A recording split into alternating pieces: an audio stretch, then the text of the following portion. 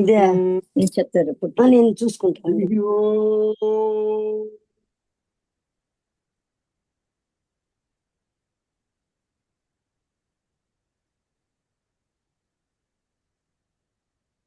गुरु ब्रह्मा गुरु विष्णु गुरुदेवो महेश्वरः गुरु साक्षात् परम ब्रह्म तस्मै श्री गुरवे नमः। अज्ञानतिमिरान्धस्य ज्ञानाञ्जनशलाकया चक्षुरुन्मीलितं येन तस्मै श्री गुरवे नमः। श्रुतिस्मृतिपुराणानाम् आलयं करुणालयं नमामि भगवत्पादं शङ्करं लोकशङ्करम्। नारायण समारंभां व्यासशंकर मध्यमाम् अस्मदाचार्यपर्यन्तां वन्दे गुरुपरम्परां। व्यासं वसिष्ठनप्तारं शक्तेः पौत्रमकल्मषम् पराशरात्मजं वन्दे सुखदातं तपोनिधिं। व्यासाय विष्णुरूपाय व्यासरूपाय विष्णवे नमो वै ब्रह्मनिधये वासिष्ठाय नमो नमः। वासिष्ठाय नमो नमः। शुक्लां ब्रह्म विचारसार परमां आद्यां जगद्व्यापिनीं वीणा पुस्तकधारिणीं अभयदां जाड्यान्धकारापहां हस्ते स्फाटिकमालिकां विदधतीं पद्मासने संस्थितां वन्दे तां परमेश्वरीं बुद्धिप्रदां शारदां भोजवदनाम्बुजे सर्वदा सर्वदा अस्माकं सन्निधिं क्रियात् పరబ్రహ్మణే నమః। ఉపనిషత్తుల్లో ఛాందోగ్యోపనిషత్తును అధ్యయనం చేస్తున్నాము. ఇందులో 2వ అధ్యాయం 1 పూర్తయింది. 2వ అధ్యాయంలో విశేషంగా చెబుతూ ఉన్నారు. దేవతలు రాక్షసులు సంగతి చెబుతూ ఉన్నారు. ద్వితీయ ఖండంలో దేవతలు రాక్షసులు అనేటువంటి విషయం వచ్చింది. ఈ దేవతలు రాక్షసులు అనేటువంటి వాళ్ళు ఎక్కడో లేరు, మనలోనే దేవతలు రాక్షసులు అని చెబుతున్నారు. ఈ రాక్షసులు ఏం చేస్తారంటే ఆ దేవతల్ని ఓడిస్తూ ఉంటుంటారు. ఈ దేవతలు ఎవరంటే ఇంద్రియాది దేవతలు. ఇది ఇంద్రియ అధిదేవతలు. మనకి ఇంద్రియాలు 5 ఇంద్రియాలు ఉన్నాయి. 5 ఇంద్రియాల యొక్క శక్తి, ప్రతి ఇంద్రియానికి ఒక శక్తి ఉంటుంది. ఆ శక్తి ఏం చేస్తుందనంటే మనల్ని ఆ శక్తితో ఆ ఇంద్రియముల చేత ఆ కార్యక్రమాలు చేయించుకుంటూ ఉంటుంది. మొట్టమొదట నాసిక ఉన్నది. ఈ నాసిక దగ్గరికి ఆ నాసిక ఏం చేస్తుంది అంటే సుగంధాలు దుర్గంధాలు రెండింటినీ తెలియజేస్తుంది. ఇది సుగంధము, ఈ దుర్గంధం అనే 2 విషయాలను తెలియజేస్తుంది. తెలియజేసి సుగంధాన్ని స్వీకరిస్తాం, దుర్గంధాన్ని అవతల వదిలేసేస్తాం. ఇది అయితే ఇక్కడ ఏం చెబుతున్నారనంటే దుర్గంధాన్ని తీసుకోవటము అనేటువంటి ఒక విశేషాన్ని కూడా చెబుతున్నారు. ఏమిటంటే 2 లక్షణాలు చేస్తూ ఉన్నది దుర్గంధం.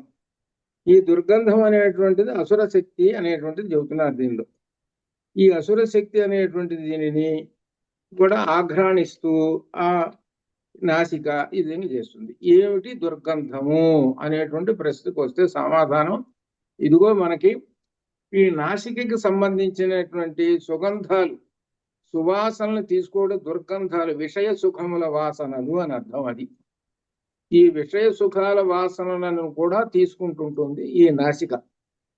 తీసుకొని దాని వైపు తీసుకుపోతుంది ఈ నాసిక. అదిగో వాసన వస్తున్నది, ఆ వాసన దాని ప్రకారంగా అక్కడికి వెళ్ళాడు. అక్కడికి వెళ్ళి ఏం చేశాడు, ఆ వాసన ప్రకారంగా దాన్ని సేవించాడు. ఇప్పుడు మీకు అర్థమైంది. కాబట్టి నాసిక ఏంటి, దుర్గంధాన్ని కూడా తీసుకుంటుంది. ఈ దుర్గంధం అనేటువంటిది ఏమిటంటే రాక్షసుడు ఆవహించాడు అని అర్థం. అది అనగా అప్పుడు ఓడిపోయిన వాడు ఎవరు అని అంటే దేవత ఓడిపోయినాడు. దేవత ఓడిపోయినాడు, రాక్షసుడు గెలిచాడు. ఇప్పుడు మీలో ఎంతమంది రాక్షసులు పట్టారో మిమ్మల్ని ఇప్పుడు చెప్తా.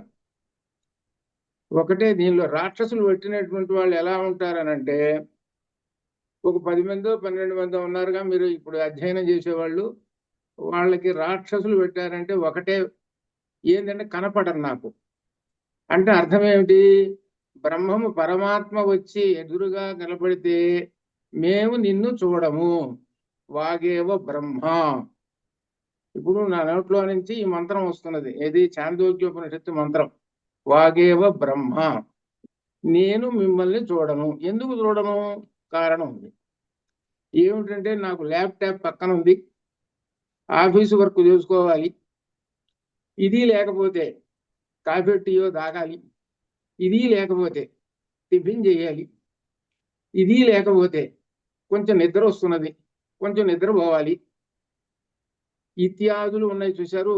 ఇవన్నీ ఏంటంటే అక్కడ సెల్లు మోగుతూ ఉంటుంటుంది, ఇది నా గొంతు వినపడుతూ ఉంటుంది. దాని నింపది అది మోగితే మోగిందిలే, నా పని నేను చూసుకుంటా.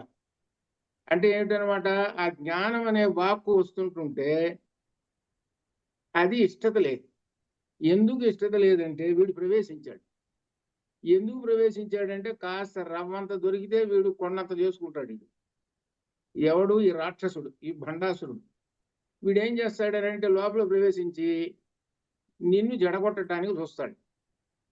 చెయ్యలేనుకో, లోపల ప్రవేశించడానికో, నువ్వు నీ దగ్గర చివరికి ఒక కత్తి తయారు చేసుకుంటావు, పదునైన కత్తి.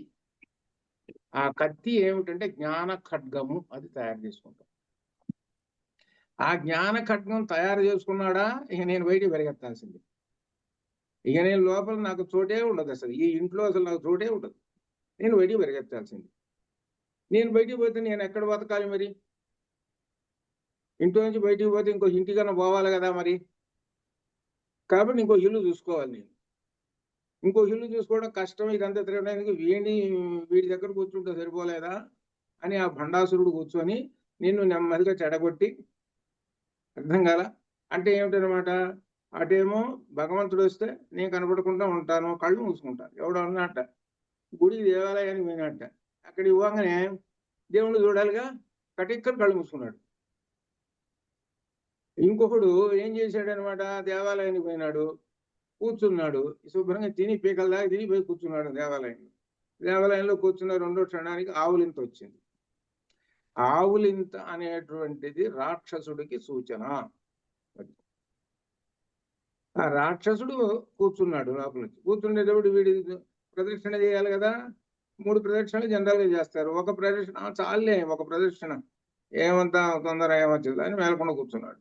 ఇక లైన్లో నిలబడి చూడాలి కదా, 5 నిమిషాలు. ఇక్కడి నుంచి సంతకం ఒక నమస్కారం పెట్టేస్తానులే, అయిపోతుంది. తీర్థ ప్రసాదాలు తీసుకోండి అని అంటుంటారు. ఓహో మర్చిపోయినా ఆ సంగతి, అది లేకపోతే ఎట్లా? ప్రసాదం పులిహోర తీసుకున్నాడు, ఇంత మళ్ళీ ఇంకో మూట కట్టుకున్నాడు, మళ్ళీ ఇంటికి పోయినాడు. ఇంటికి పోయి ఇదిగో ప్రసాదం తీసుకొచ్చాను, గుడికి వెళ్ళొచ్చాను. అబ్బా ఈయన ఎంత భక్తుడో కదా అని అనుకుంటున్నాను. ఎప్పుడు అనమాట ఇదంతా 10 రోజులు వరుసగా చేస్తున్నాడు. ఈయన దసరా వచ్చినప్పుడు ఇదే పెద్ద భక్తుడు కావాలా అని అనుకున్నాడు. అది అంటే అర్థం ఏంటనమాట, రాక్షసుడు ప్రవేశిస్తే ఇలా ఉంటాడు ఈ మనిషి. అందువల్ల రాక్షసుడు ప్రవేశించగానే ఏంటనమాట, ఇప్పుడు మామూలుగా ఉంటున్నాగా రోజు ఈ క్లాస్ వచ్చేటప్పటికి తక్కువమంది చూడకూడదు. ఈ చూడకుండా ఉంటే సరి. నేను ఏం చేస్తున్నాను అనమాట, ల్యాప్టాప్ కొట్టుకుంటుంటా, 2 పనులు పూర్తి చేసుకోవాలి. అలా ఉన్నటువంటి వాళ్ళు, రాక్షసులు ప్రవేశించినటువంటి వాళ్ళు ఎక్కడో లేరు, మీలోనే ఉన్నారు. రాక్షసులు ప్రవేశించకుండా జ్ఞానశక్తితో ఎవరైతే ఉన్నారో, నాకు తెలుసు ఆ సంగతి, ఎవరెవరు జ్ఞానశక్తి పట్టుకుంటున్నారో వాళ్ళకి ఆ పరబ్రహ్మ యొక్క అనుగ్రహం ఉంటుంది. మిగిలిన వాళ్ళందరూ ఏంటంటే ఇది. కొంతమంది ఒక విశేషం చెబుతారు. నిన్న ఒక ఆయన వచ్చాడు మా ఇంటికి. ఆయన వాళ్ళ ఇంటి పేరు తెలిసిన జంధ్యాల వాళ్ళు, ఇక్కడ తెనాల్లో కూడా ఉన్నారు జంధ్యాల వాళ్ళు. ఆయన వచ్చాడు. ఆయన వచ్చి ఏమంటే మీ లలిత రహస్యశాస్త్రనామాల పుస్తకం రాజమండ్రిలో కొనుక్కున్నానండి అన్నాను. సరే మంచిదేనండి. సరే అయితే మళ్ళీ ఇంకోటి కావాలండి అన్నాడు. ఇంకోటి కావాలండి అన్నాడు. ఉన్నాయ్యా అన్నాడు. సార్ తీసుకున్నారు. ఏమిటా 2 మావిడికండి. ఇక్కడ ఎందుకు చెబుతున్నానంటే, ఆ జ్ఞానం అనేటువంటిది ఏమిటంటే, ఇప్పుడు కొంతమంది ఒక పుస్తకం పెట్టుకొని, ఎందుగా ఒక పుస్తకం ఇంట్లో మా నలుగురికి ఒక పుస్తకం ఉందిగా, కాసేపు 5 నిమిషాలు వాడు చూసుకుంటాడు, 5 నిమిషాలు వీడు చూసుకుంటాడు. మళ్ళీ ఇంకో పుస్తకం కొనుక్కుంటే డబ్బులు అయిపోతాయిగా. డబ్బులు అయిపోతే ఎట్లా? 10 రూపాయలు $10 శరవణ భవనంలో ఒక దోశ గట్టి వస్తే సరిపోతుంది. అది అంటే దేని మీద దృష్టి ఉంటుంది వీడికి? జ్ఞానం మీద దృష్టి లేదు. అంటే ఎందుకంటే రాక్షసుడు ప్రవేశించినటువంటి వాళ్ళ ఆలోచనలు ఇలా ఉంటాయి. జ్ఞానం పట్ల ఎప్పుడైతే నువ్వు దృష్టి పెడతావో అప్పుడు వెంటనే వాడు చెడగొడతాడు నేను. వాడు చెడగొట్టి వాడు ఏం చేస్తాడంటే నిన్ను కైవసం చేసేసుకుంటాడు. కైవసం చేసేసుకొని గురువు గారి వెంట జ్ఞాన మార్గంలో పోతున్నారు 10 మంది. ఇక వీడి జ్వరబడి నెమ్మదిగా గురువు గారు ఏమిటి వెనక్కి తిరిగి చూసుకుంటే 2 మిగులుతారు. 8 మంది జారిపోయినారు. ఎందుకు రాక్షసుడు పట్టుకున్నాడు, వాడు లాక్కున్నాడు, వెనక్కి లాక్కున్నాడు. అందుకనే నేను చెబుతున్నాను, జ్ఞాన ఖడ్గం పట్టుకోండి. ఎవరైతే జ్ఞాన ఖడ్గం పట్టుకుంటారో వాళ్ళ దగ్గరికి రావడానికి రాక్షసుడు భయపడతాడు, వాళ్ళు ప్రవేశించడు. జ్ఞానం అనేది ఎల్లప్పుడూ మనల్ని రక్షిస్తుంది. సర్వ విధముల సర్వ విశేషముల్లో రక్షించేది జ్ఞానమే. జ్ఞానం యొక్క రూపమే జ్ఞానద జ్ఞాన విగ్రహ అమ్మవారు. అర్థం కాల? ఎప్పుడు అటు అశాశ్వతమైన సంపద, శాశ్వతమైన సంపద 2 భాగాలు ఉంటాయి. అశాశ్వతమైనటువంటి సంపద కోసం మనకు వెంపర్లాడుతూ ఉంటుంటాం. దానికోసం సరే బాగానే ఉంది, ఏదో పట్టుకోవాలని చూస్తాం. అదే శక్తి శాశ్వతమైన సంపద ఎందుకు కూడా చూపించు. త్రాసులు 2 త్రాసులు ఉన్నాయి, త్రాసులు అటొకటి ఇటొకటి. నాకు ఎంతసేపటి అశాశ్వతమైన సంపదే కావాలని అక్కడే కూర్చుంటావు. శాశ్వతమైన సంపద అసలు దాని జోలివే పోవు. పైగా ఏం చేస్తుంటావు అనమాట, బేరాలు ఆడటం. నిన్న ఆయన ఇప్పుడు చెబుతున్నా, మీకు అందరికి కూడా భవిష్యత్తు చెబుతున్నాను. ఏమిటంటే ఆయన వచ్చాడు, సరే ఇంత అయిందండి, 950 అయిందన్న తర్వాత ఏమండి మరి 50 రూపాయలు తగ్గిస్తారా అన్నాడు. తగ్గించడానికి అభ్యంతరమే లేదండి, తగ్గిస్తానండి, ఏం పర్వాలేదు, మీరు జంధ్యాల వారు బాగా అన్ని తెలుసుకున్నట్టు. ఒక విషయం చెబుతాను, దాని ఏమిటంటే కూరగాయల బేరం దగ్గరికి పోతాము, వాడు ఏం 10 రూపాయలు అంటాడు, 9కి ఇస్తామా అని అంటాము అని అంటాడు. తీసుకోండి అని అంటాడు. ఆయన సరే అబ్బా ఎంత బేరవాడాను, ఎంత తెలియగలవాడిని నేను అని అనుకుంటాడు. వాడు అనుకుంటాడు వీడితో పిచ్చివాడు, నేను 8 రూపాయలకి అమ్మితేనే నాకు లాభం వస్తుంది, వీడి సంగతి తెలుసుంది, సరేలే అన్నాను అని అనుకున్నాడు. వాడి తెలివి. వీడేంది ఈ తెలివి. ఈ తెలివిని చూసావు, బేరం తెలివిని చూసావు. అశాశ్వతమైన సంపద దగ్గర బేరం తెలివి చూపిస్తుంటాడు. సరే లోకం అట్టట్టు పెట్టుకుందాం. ఆ తెలివిని ఇక్కడ కూడా చూపిస్తాడు, దేవుడి దగ్గర కూడా. ఆ తెలివిని తీసుకొచ్చి ఏమంటే 50 తగ్గిస్తాడు అంటే ఇది అమ్మో అవుతుందండి, అట్లా వద్దండి, మొత్తం ఇచ్చేస్తాడండి. నేను అని చెప్పాను, ఈ పుస్తకం 800 500కి ఇస్తాను, నేనే తగ్గించాను, దీనికి తగ్గించాను, నేనే తగ్గించానయ్యా ఇదని అంటే నమస్కారం అండి అని చెప్పి చివరికి బాగా నమస్కారం చేసి చివరికి ఆయన తీసుకొని ఇక్కడే ఉంటారు అనమాట. జంధ్యాల వాళ్ళు మంచి ఆ కుటుంబం తెలుసుగా వాళ్ళు. అంటే ఏంటంటే కొంతమంది తెలియనటువంటి వాళ్ళు తెలుసుకొని ఆచరిస్తారు, అనగా జ్ఞానము ఇది. కాబట్టి ఎల్లప్పుడూ మనం జ్ఞానపరంగా ఉంటే మన 5 ఇంద్రియాలతోటి రాక్షసుడు మనలో ప్రవేశించలేడు. వాడు ఎప్పుడైతే 5 ఇంద్రియాలని విషయ సుఖాలమ్మటే లేకపోతే అధర్మం వైపు పంపిస్తున్నాము అని అంటే వాడు ప్రవేశిస్తాడు. వాడు ప్రవేశించి ఎన్నెన్ని పనులు చేయిస్తాడో మనకే తెలియదు. శుభ్రంగా పీకల దాకా తిన్నావు, తిని కారు నడపాలి, కాసేపు ఉండేసరికి ఆవులింత వచ్చింది, మొత్తం వచ్చింది, 80 మైళ్ళ స్పీడ్ తోటి పోతున్నావు, ఉద్యోగం ఎక్కడో ఖాళీ. మనం ఎప్పుడో ఇల్లు చెబుతున్నాడు బస్సోడు, వాడిట నిద్ర వచ్చింది అట్టన్నట్ట గోయిందో హరి, మొత్తం 60-40 మంది గోయిందో హరి. ఇటువంటివి అనమాట. అంటే ఏమిటనమాట, నీవు ఎంతటి జ్ఞానపరంగా జ్ఞానశక్తిగా ఎల్లప్పుడూ నిద్రపోయేదాకా, రాత్రిపూట నిద్రపోయేదాకా జాగ్రత్త అవస్థలో, అది అర్థం, జాగ్రత్త అవస్థలో నీవు ఎల్లప్పుడూ మెలకువగా ఉండాలి. మెలకువగా ఉండాలంటే నీ ఇంద్రియములు 5 ఇంద్రియాలని జ్ఞానపరంగా తెలివిగా జ్ఞానంగా ఉపయోగించుకో. అజ్ఞానం వైపు వెళ్ళావో పడిపోతావు అని గట్టిగా చెబుతున్నారు మనకి ఛాందోగ్యోపనిషత్తులు. కాబట్టి దేవతలు రాక్షసులు ఎక్కడో లేరయ్యా, మనలోనే ఉన్నారు అని చెప్పి మొట్టమొదటిగా నాసికను తీసుకున్నాడు. ఈ నాసిక ఏం చేస్తుంది అని అంటే దుర్గంధాన్ని కూడా తీసుకుంటుంది. ఇది భౌతికంగా మనకి కనపడేటువంటిది. భౌతికంగా దుర్గంధాన్ని తీసుకుంటున్నది అని అంటే ఇక్కడే చెడు వాసన వస్తున్నది అంటే మనం అక్కడి నుంచి వదిలేసి ఇంకో చోట పోతాం, అది భౌతికం. ఆధ్యాత్మికంగా దుర్గంధం అది. కాబట్టి ఆ దుర్గంధాన్ని కనుక పట్టుకున్నామంటే, ఈ నాసిక పట్టుకున్నదంటే ఇక అక్కడి నుంచి మొదలు ఒకటమిట ఒకటి వీడు పతనం కావటానికి. ఇది ఎట్లా అనమాట. అయిన తర్వాత మూడో మంత్రంలో వాక్కును గురించి చెబుతున్నారు. మూడో మంత్రంలో వాక్కు. ఈ వాక్కు కూడా అతః వాచం ఉద్గీతం ఉపాసాం చక్రిరే. ఈ రాక్షసులు ఏం చేస్తున్నారు? ఈ ఇంద్రియాల మీద దాడి చేస్తున్నారు. దేవతలేమో ఉద్గీతాన్ని ఉపాసిస్తున్నారు. దేవతలు ఉద్గీతాన్ని ఉపాసించి గెలుస్తున్నారు. ఈ రాక్షసులు ఏమో ఇంద్రియాలను వశం చేసుకొని వీళ్ళు గెలుస్తున్నారు. ఇట్లా అనమాట. ఒకసారి వాళ్ళు గెలుస్తున్నారు, ఒకసారి వీళ్ళు గెలుస్తున్నారు. ఇట్లా జరుగుతున్నది. ఈ దేవతల రాక్షసుల యుద్ధం ఇది. ఈ దేవతల రాక్షసుల యుద్ధం నిత్యం మనలో జరుగుతూనే ఉంటుంది.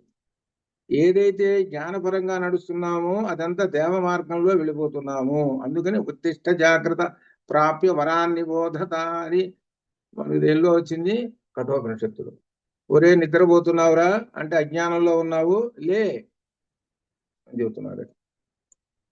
అనగా నిద్రపోతున్నావు అంటే రాక్షసుడు ఆవహించాడు నిన్ను అని అర్థం. అది కాబట్టి రాక్షసును వదిలించుకో అని చెబుతున్నాడు. అది అట్లా అనమాట. అధ వాచం ఉద్గీతం ఉపాసాం చక్రిరే తాం హాసురాహ పాప్మనా వివిధు తస్మాత్ తయో ఉభయం వదతి సత్యం చ అనృతం చ పాప్మనాహి ఏషా విద్ధా. తరువాత వాగింద్రుని దగ్గరికి వచ్చారు రాక్షసులు. ఈ నాసిక దగ్గర ఓడిపోయినారు. అనగా ఏంటన్నమాట, వీడు ఈ విషయ సుఖాలు అంటే ఓటం లేదు. నాకెంపుడు చూసిన సుగంధమే కావాలి అని అంటున్నాడు. సుగంధము సువాసనలు ఇటువంటివి కావాలి, సుజ్ఞానము ఇటువంటివి, కానీ మాకు విషయ సుఖం అక్కర్లేదు నా నాసికకి అని వీడికినే ఉన్నాడు. ఓహో, ఓడిపోయినాడు రాక్షసుడు. ఇంకోడు కానీ పట్టుకున్నాడు, వాక్కును పట్టుకున్నాడు రాక్షసుడు. ఇక్కడ పట్టుకొని వాడు వాగింద్రియముగా ఉద్గీతమును ఉపాసించిరి. ఎవరు? దేవతలు ఉపాసించారు. అనగా ఉద్గీతం అంటే ఓంకారమును వాగింద్రియముగా భావన చేసిరి. అనగా అర్థం ఏంటి? వాక్కు అంటే అర్థం ఏమిటి? ఓంకారము అని అర్థం. అది వాక్కు యొక్క శక్తి ఏమిటంటే ఓంకారము. ఆ ఓంకారము యొక్క శక్తే మనకు వాక్కు అంటే పదములు, మాటలు వస్తున్నాయి మనకి బయటికి. ఈ విధంగా మంత్రాలు ఈ విధంగా చదువుతున్నామంటే దానికి మూలం ఓం.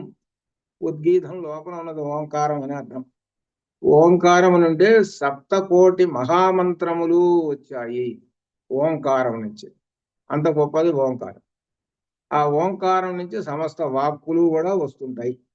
వాక్కులు అయితే ఇక్కడ అసురులు దాన్ని పాపముతో వేధించారు. వీళ్ళేమో ఓంకారాన్ని జపిస్తున్నారు. ఎవరు? దేవతలు. మనలో ఉన్న దేవతలు అనగా వాక్కు అనేటువంటి దేవత ఉన్నదే ఓం ఓం అంటుంది, ఓంకారం చెప్తుంది. రాక్షసుడు తయారయ్యాడు. వీళ్ళని ఎట్ట చెడగొట్టాలి అని తయారు చేసి, వాడు ఎక్కడైతే వీళ్ళు ఉన్నారు దేవతలు అక్కడ చేస్తారు. వీళ్ళు అంటే ఎక్కడైతే నువ్వు బాగుపడుతున్నావో అక్కడ చెడగొట్టడమే వీడి పని. అదే అర్థం. కాబట్టి ఇక్కడికి అసురులు దాని పాపముతో వేధించిరి. పాపముతో దాన్ని కొట్టారు. ఆ వాక్కుని బాగా కొట్టేశారు. దాన్ని కొట్టేసేటప్పటికీ అందుచే దానితో సత్యమును మరియు అసత్యమును కూడా పలుకును. ఏలైనా ఇది పాపముచే వేధించు.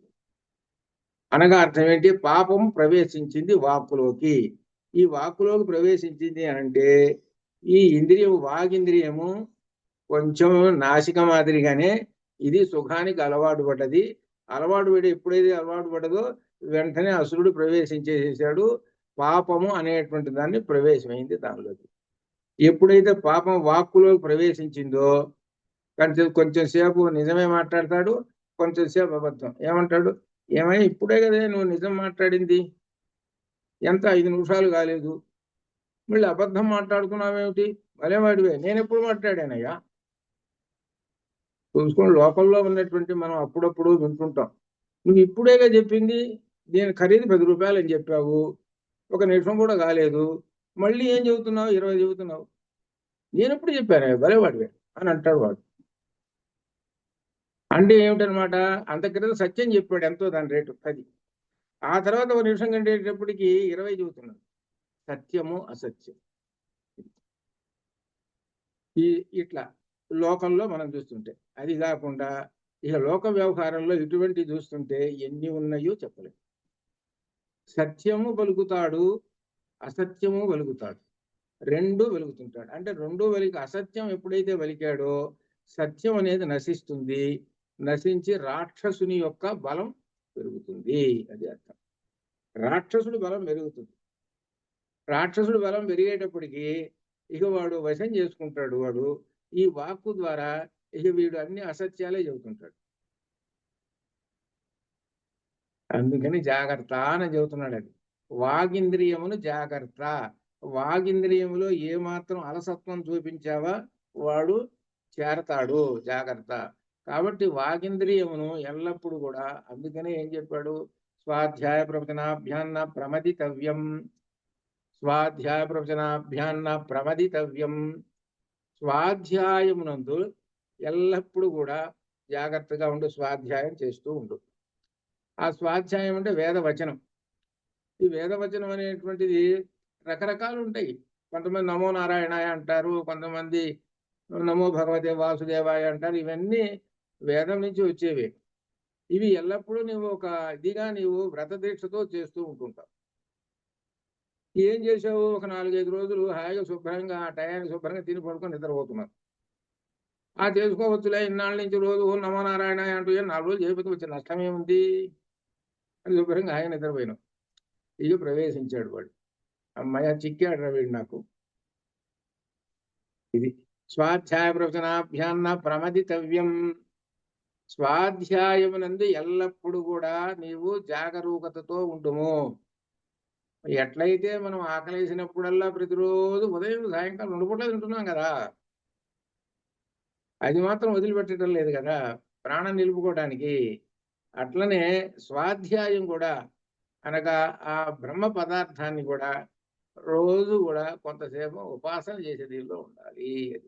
నువ్వు ఎప్పుడైతే సోమరితనం తీసుకున్నావో ఇక వాడు ప్రవేశించాడు, వాడి పని వాడు చూసుకుంటుంటాడు. అందుకనే దీనిలో చెబుతున్నాడు, స్వాధ్యాయ ప్రవచనాభ్యాన్న ప్రమదితవ్యం, దేవపితృకార్యాభ్యాన్న ప్రమదితవ్యం అని వరుసగా మనకు తైత్తీర్యంలో ధర్మాలు చెప్పుకుంటూ వస్తున్నాడు అనమాట. కాబట్టి వాక్కుని ఎల్లప్పుడూ కూడా మనము పట్టుకొని వాక్కుని వదిలిపెట్టకుండా ఉండాలి. ఉంటే ఆ వాక్కుని, ఈ వాక్కు దేని నుంచి వస్తున్నది, ఓంకారం. కొంతమంది ఓంకారమే జపం చేస్తారు, రోజు 5 నిమిషాలు 4 నిమిషాలు ఓంకారం చేస్తారు. సరిపోయిందండి. 4 రోజులు 5 రోజులు మానేసావు, ఇక అప్పుడు వచ్చి చేరతాడు వాడు. అప్పుడు చేరేసేస్తాడు నెమ్మదిగా. మానేసావు, ఎందుకు మానేసావయ్యా అని అంటే, ఆ తొందర ఏముందిలే కాసేపు అదేనో ఇదేనో ఏదో ఒక సాగు చెబుతావు. సాగు చెబుతంలో నెంబర్ 1 నువ్వే సాగు చెబుతుంటావు. అంటే లోపల రాక్షసుడు ప్రవేశించి సాకు నీ చేత చెప్పిస్తూ ఉంటుంటాడు. ఎవరికి చెప్పిస్తుంటాడు, నీ మనస్సుకి చెప్పిస్తుంటాడు. మనస్సు అంటుంది, వరే రోజు ఈ టయానికి చేస్తున్నావు కదా అనంటే ఈ రాక్షసుడు ప్రవేశించి ఆ మనస్సుకు చెబుతుంటాడు. ఏం తొందర, 96 రోజులు చేశాను, 4 రోజులు చేయబోతే వచ్చి నష్టమేముంది అని అనిపించి అక్కడి నుంచి లాక్కొని పోతాడు.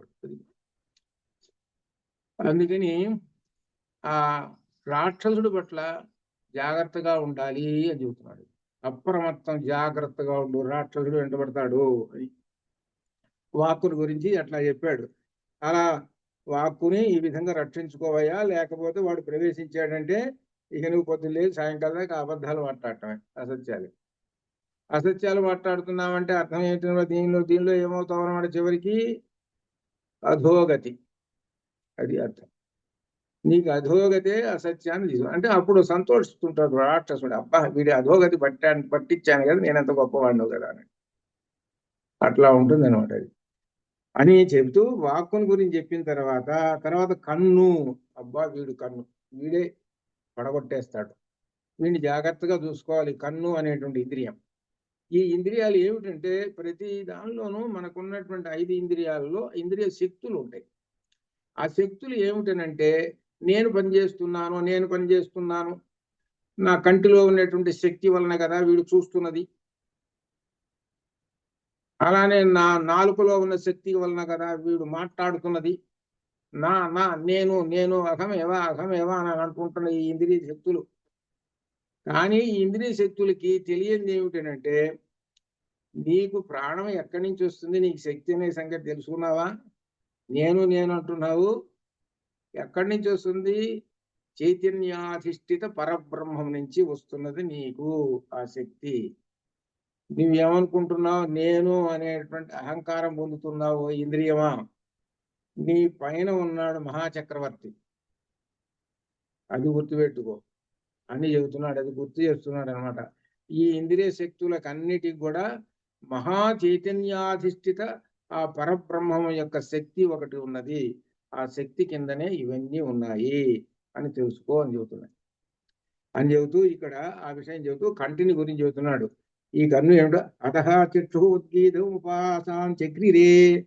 ఇక ఆ తర్వాత దేవతలు ఉద్గీతం తర్వాత చూపుగా ఉద్గీతమును ఉపాసించేది. కంటిని చూస్తూ ఉద్గీతాన్ని ఉపాసించారు. తతః సురాః పాపనా వివిధుః తస్మాత్ తేన ఉభయం పశ్యతి దర్శనీయం చ అదర్శనీయం చ పాపనా హి ఏతద్విద్ధం. ఆ చూపుగా ఉద్గీతాన్ని ఉపాసించారు. అసురులు దాని పాపంతో మళ్ళీ వేధించారు. అందుచే దానితో చూడదగిన దానిని మరియు అన్ని చూస్తున్నది. అంటే అర్థం ఏంటి? కన్ను అటు ఇటు రెండు పనిచేస్తూ ఉన్నదని అర్థం. ఈ కంటిని మనం ఎప్పుడు చూసినా కానీ ఉద్గీతం యందు మనం తదేక దృష్టితో ఉంచాలి ఈ కంటిని. ఆ కంటిని ఉద్గీతము అని అంటే ఏంటి? ఓంకారం.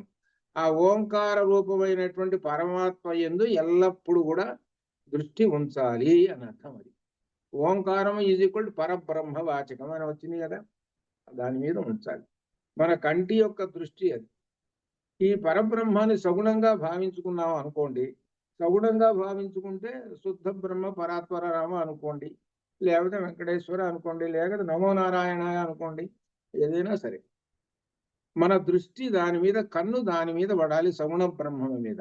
ఆ సగుణ బ్రహ్మమే ఓంకారము. అది ఇక్కడ అలా ఉండాల్సినటువంటి ఈ కన్నుట ఇది ఏం చేస్తున్నదిట? ఒక్కొక్కసారి చూడకూడనిది కూడా చూస్తున్నదిట. అంటే అర్థం ఏంటి? కన్ను యొక్క విశేషం ఏమిటి? రెండు చూస్తుంటుంది. అది చూస్తుంది, ఇది చూస్తుంది, రెండు చూస్తుంటుంది. నువ్వు ఎప్పుడైతే ఆ బ్రహ్మము నుంచి మరల్చావో కన్నుని, చూడకూడనివి కూడా చూస్తాం. చూడకూడనివి కూడా అనగా చూడకూడని అంటే అజ్ఞానములకు సంబంధించినటువంటివి, నిన్ను పడగొట్టేటువంటి వాటిని కూడా చూస్తూ ఉంటుంటావు ఈ కన్ను. బజార్లో వెళుతున్నామండి, వెళుతుంటుంటే ఒక చోట ఒక విచిత్రమైన ఒక విశేషం కూడా ఉంది. ఒక ఆలయం ఉంది, ఒక ఆలయం ఉంది. ఆలయం చూస్తున్నాం, దానికి కరెక్ట్గా ఆపోజిట్గా సీసాల కొట్టుంది. అర్థమైందా? ఇప్పుడు అర్థమైపోయింది కదా. ఈ కన్ను ఏం చేస్తున్నది? రెండు చూస్తున్నది. ఈ కన్ను రెండు చూస్తున్నది. ఈ రెండు చూసేది సీసాలు కొట్టుకోవడం చూసింది. చూసిన తర్వాత వీడికి సీసా అలవాటు. కాబట్టి ఇప్పుడు ఏం చేసింది అనమాట? దేవుడి సంగతి ఎప్పుడున్న దేవుడేలే అని సీసా వైపు అడిగి తిరిగాడు. అర్థం కాల అంటే అర్థం ఏమిటి? ఈ కన్ను ఏం చేసింది? రెండు చూసిందిగా. ఈ రెండు చూసింది, అటువైపు తిరిగింది. అటుపక్క పరమాత్మ ఉంటే ఇటువైపు ఉన్నటువంటి ఇటువైపు విషయ సుఖం వైపు తిరిగింది. ఏది తిప్పింది? కన్ను తిప్పింది. కన్ను తిప్పేటప్పుడు మనసుకు వెళ్ళిపోయింది. ఆ మనసుకు వెళ్ళిపోయింది, అటు చేరాడు. రాక్షసుడు ప్రవేశించాడు. ఇప్పుడు కంటి ఏం చేసింది? కంటి యొక్క లక్షణం అది. నువ్వు తలకాయ అటు ఇటు తిప్పుతుంటే కనపడక ఏం చేస్తాయి? కనపడుతుంటాయి అంత. ఆ కనపడేటప్పుడు ఏం చేస్తున్నావు? నా దృష్టి ఇటు కనపడుతున్నా మనకు అనవసరం. బ్రహ్మణ్యాధాయ కర్మాణి. మన పనులన్నీ బ్రహ్మం ముందు నేను పెట్టుకోమని చెప్పారు. మన మనస్సు ఎప్పుడు బ్రహ్మం మీద ఉండాలి. అటుపక్క బ్రహ్మం కనపడుతున్నాడు, ఆ బ్రహ్మం వైపే దృష్టి ఉండాలి. అవి ఉంటే ఉండని, మనకి నాకెందుకు అని ఇటువైపే తిరిగాం. ఇటువైపు లేదు. అప్పుడు దేవతలు గెలిచారు. అదే అటువైపు తిరిగాం అనుకో, రాక్షసులు గెలిచారు. ఇదే అర్థం. ఇది ఈ కన్ను చేసే పని ఇంత పని చేస్తున్నది. కాబట్టి కన్ను అన్ని చూస్తూనే ఉంటుంది. అన్ని చూస్తున్నా కానీ నీ కన్ను ఎటువైపు దృష్టిలో పరబ్రహ్మం వైపు దృష్టి ఉండాలి. అది చెబుతుంది. అది కన్ను ఆ విధంగా. అందుకని ఇప్పుడు దేవతలు గెలిచారా రాక్షసులు గెలిచారా? అటువైపు తిరిగితే రాక్షసులు గెలిచారు, ఇటువైపు తిరిగితే దేవతలు గెలిచారు. కాబట్టి దేవతలు రాక్షసులు ఎక్కడున్నారా అంటే నీలోనే ఉన్నారు, ఎక్కడో లేదు. వాళ్ళు ఏ విధంగా రాక్షసులు అంటే నీ ఇంద్రియాలు ఉన్నాయే వాటిని పట్టుకుంటున్నారండి. అది గుర్తుపెట్టుకో. నీ ఇంద్రియాలు ఎక్కడ ఉన్నాయి? కాళ్ళలో ఉన్నాయా, చేతుల్లో ఉన్నాయా? కాదు. చాలా గమ్మత్తుగా ఉన్నది విశేషం. నీ ఇంద్రియాలన్నీ ఎక్కడ పెట్టాడో తెలిసిన? ప్రధానమైనటువంటి శిరస్సుకు పెట్టాడు. ఈ శిరస్సు జ్ఞాన మార్గం వైపు నడుపుతూ ఉంటుంటుంది. ఈ ఇంద్రియములు జ్ఞాన మార్గం వైపు నడుపుతూ ఉంటుంది. ఆ జ్ఞానం అనేటువంటిది ఐం బీజం, అదే సరస్వతి బీజము, జ్ఞాన బీజము. ఇది మన తలకాయ చూశారు, శిరస్సు, అది జ్ఞానముకు భాగము.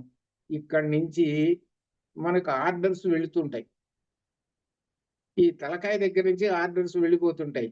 దేనికి వెళుతుంటే? కర్మేంద్రియాలకు వెళ్ళిపోతుంటాయి, చేతులకి, కాళ్ళకి ఎక్సెట్రా వెళ్ళిపోతుంటాయి.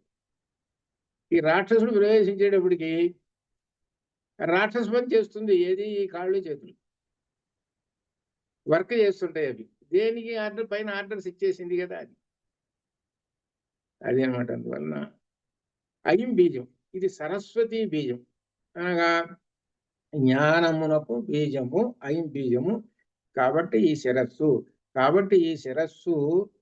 ఈ శిరస్సులో జ్ఞాన జ్యోతులు వెలుగుతూ ఉంటుంటే ఆ మనిషిని చూస్తుంటుంటే కూడా వెంటనే కూడా మనం కనిపెట్టేస్తుంటాం, ఈయన జ్ఞాన సంపన్నుడు అనేటువంటి విషయం కూడా మనం కనిపెట్టేస్తాం. అటువంటి వాళ్ళని కూడా మనం దర్శనం చూస్తూ ఉంటుంటాం అక్కడక్కడ. ఉదాహరణకి వివేకానంద స్వామి బొమ్మ ఉందనుకో, బొమ్మే చూస్తున్నాం, మనం నిజంగా ఆయన చూడలేదు. మనం వివేకానంద స్వామి బొమ్మ స్ఫరద్రూపం మనం చూస్తుంటే మనకేమనిపిస్తున్నది? ఆ వివేక అనే శబ్దానికి సరిపోయినట్టుగా ఆ స్ఫరద్రూపంలో కనపడుతుంది. అందువలన అది చెబుతున్నాడు వివేకము, జ్ఞానము అది. అందుకనే వివేక చూడామణిలో చెప్పాడు, ఈ జ్ఞాన మార్గాన్ని గురించి చెప్పాడు. ఈ జ్ఞాన మార్గాన్ని ఎలా చెడగొడతాడో చెబుతున్నాడు అనమాట. విశేష శబ్దాదిభి పంచభిరేవ పంచత్వమాపు స్వగుణేన బద్ధాః కురంగ మాతంగ పతంగ మీన భృంగా నర పంచభి అంచిత కిం. ఇక్కడ విశేషంగా ఈ 5 ఇంద్రియాలకి 5 ఈ జంతువులు చూసుకోండి. అవి జంతువులు కాబట్టి అవి తెలియదండి అనుకోవచ్చు. జంతువులు కాబట్టి తెలియదు. ఏనుగును పట్టుకోవాలి అనుకోవాళ్ళు, ఏనుగులను అడవిలో ఉండే మదవటేనుగులు బాగా పట్టుకొని తీసుకెళ్లి వాటిని లైన్లో పెట్టుకొని యుద్ధాలకు తీసుకుపోతుంటారు. అందుకని వాళ్ళు ఏం చేస్తారంటే ఏనుగుల్ని పట్టుకోవటానికి ఒక 2 లేకపోతే 1-2 ఆడ ఏనుగులు తీసుకుపోతారు, అడవికి తీసుకుపోతారు. తీసుకుపోతే ఏం చేస్తారంటే అడవి ఏనుగుని అక్కడ ఉంచుతారు, ఇది ఆడ ఏనుగుని అక్కడ ఉంచుతారు. దానికి ముందు ఒక పెద్ద గొయ్యి తీస్తారు. ఆ గొయ్యి తీసి దాని మీద పచ్చిగడ్డి అంతా నింపుతారు. అక్కడ చూస్తే నిజంగా భూమి మాదిరిగానే ఉంటుంది. దీని అడవి ఏనుగుని ఇక్కడ వదిలేసేస్తారు, ఇక్కడ పెడతారు. కొద్దిసేపటికి అయిపోయిన తర్వాత ఆ మగ ఏనుగులు ఉంటాయిగా, ఎక్కడో పసిగడతాయి, టకా పరిగెత్తుకుంటూ వస్తుంటాయి. ఏనుగుకి ఏమిటి అంటే స్పర్శ సుఖము దానికి. ఆడ ఏనుగుని చూడంగానే పరిగెత్తుకుంటూ వస్తుంటాయి. దానిలో అదే మనకు గజేంద్ర మోక్షంలో కూడా లక్షకరణీనాథుండనై అక్కడ చూస్తుంటాడు. అక్కడ గజేంద్ర మోక్షం అది పరిగెత్తుకుంటూ వస్తుంది. పరిగెత్తుకుంటూ వచ్చి అదేం దానికేం తెలియదుగా ఇక్కడ ఏముందని సంగతి. వచ్చి డామున ఆ గొద్దులో పడుతుంది, చిక్కు పట్టుకుంటారు వాళ్ళు. ఆ తాళ్ళు వేసి అయిన పట్టుకొని లాక్కొని పోయి చివరికి వాళ్ళు ఆ అంకుశాలతో పొడిచి దాన్ని లైన్లో పెట్టుకొని తీసుకుపోతుంటారు.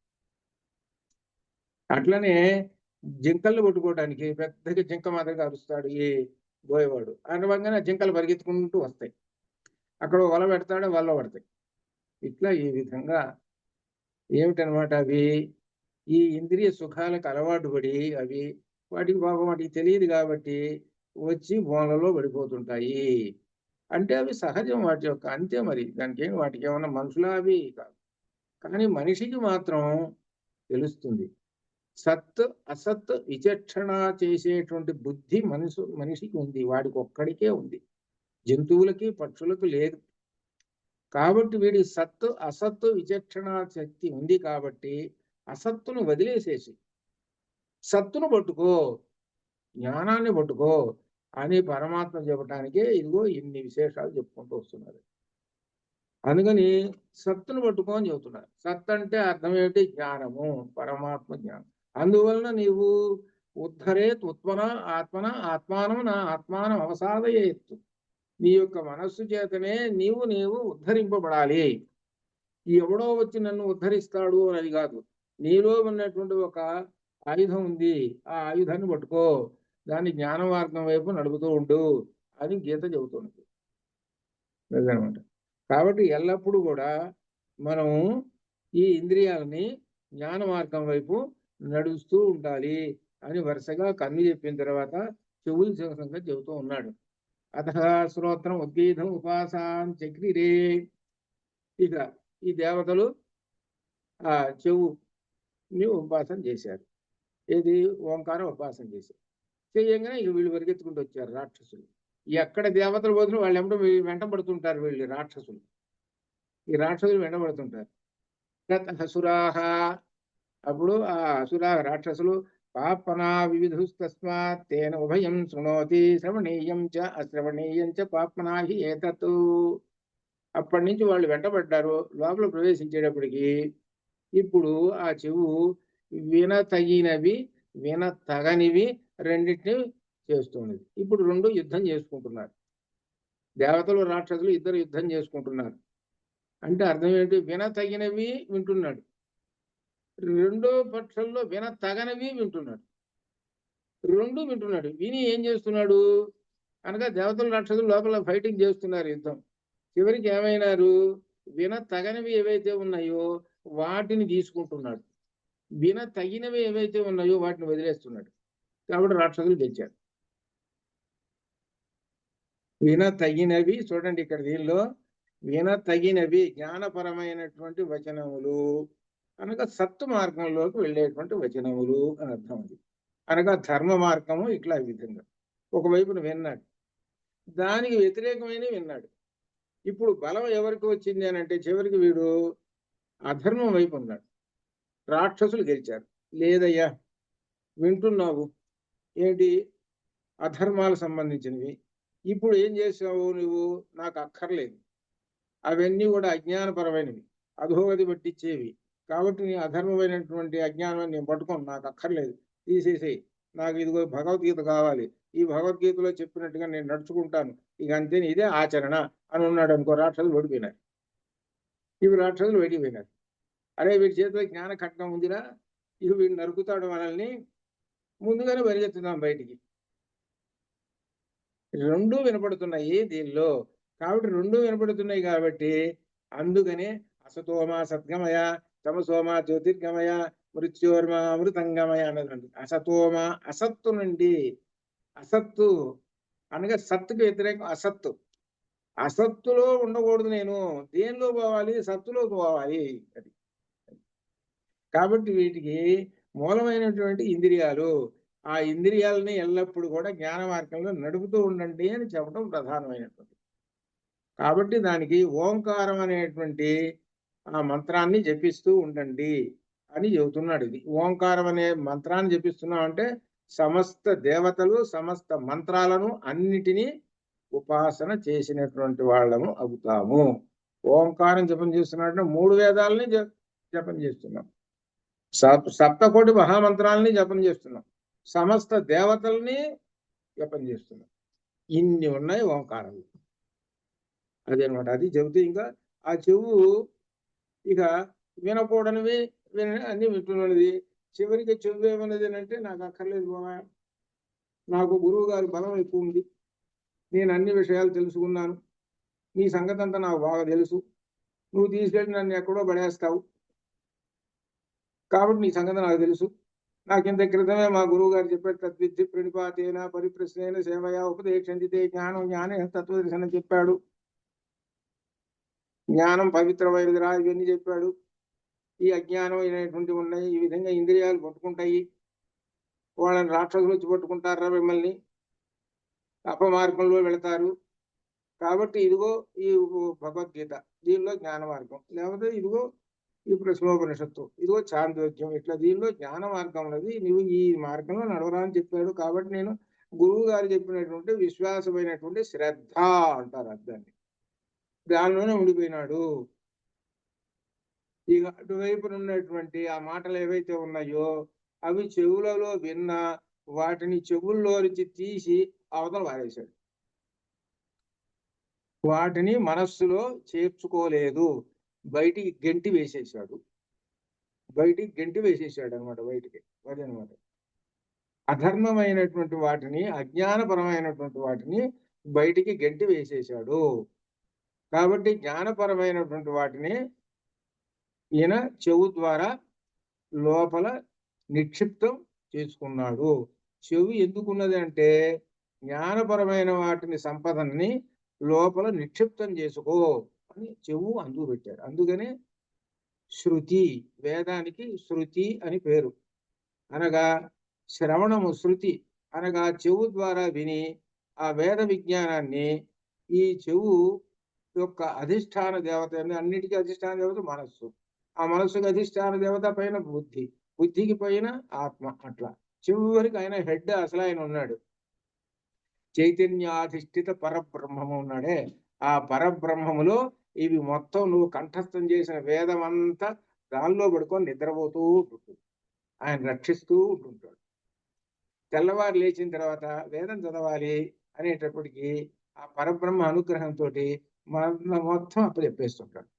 మరి రాత్రంతా ఏమైపోయింది? అన్ని పేజీల పుస్తకం అంతా బయటికి రాగానే, పగలు రాగానే బరబరా అప్పచెప్పేస్తున్నాడు. మరి రాత్రి కూడా ఏమైపోయింది? అదేనమాట. ఇది ఏమిటి? పరమాత్మ యొక్క అనుగ్రహము. అందుకనే జ్ఞానపరంగా ఉండండి అని చెబుతున్నారు. ఇంకా చెవుని గురించి చెప్పాడు. ఏది వినకూడదో, ఏది వినొచ్చో సంగతి తెలుసుకొని ఆ జ్ఞానపరంగా ఉండునని చెబుతూ, ఇకపోతే చివరిని ఇంకోటి అసలు వాడు ఉన్నాడు, హెడ్, మనస్సు. ఈ 5 ఇంద్రియములకు హెడ్ ఎవరనమాట?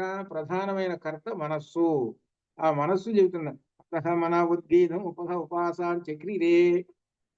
ఆ మనస్సుని ఇక వీళ్ళు మనస్సులో ఓంకార జపం చేస్తున్నారండి. ఎవరు? ఈ దేవతలు చేస్తున్నట్టుగా రాక్షసులు మళ్ళీ పరిగెత్తుకుంటూ వస్తున్నారు. ఎక్కడ దేవతలు ఏ పని చేస్తుందో అక్కడే పరిగెత్తుకుంటూ వస్తుంటారు.